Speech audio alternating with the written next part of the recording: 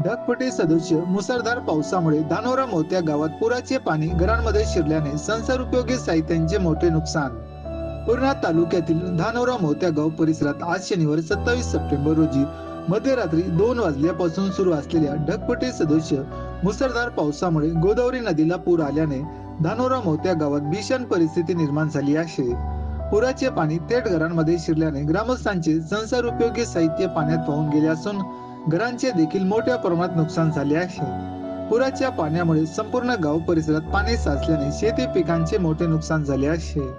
27 रोजी शनिवारी रात्री 2 पासून धानोरा मोर्चा येथील तालुका पूर्णा जिल्हा परभणी या गावी ढगफुटी झाली आणि या ढगफुटीमध्ये अनेक गोरगरिबांचे संसार उद्ध्वस्त झाले.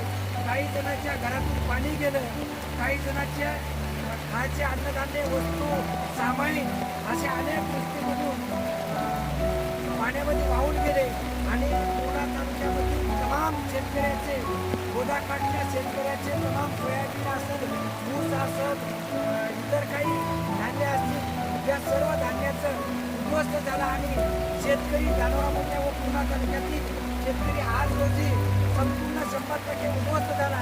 याकरता सरकारनं तात्काळ मदत करावी अशी धानोरा मोठ्या ग्रामपंचायतच्या वतीनं मी कैलासवार करून या गावातील सर्व गावकऱ्याच्या वतीने करतो.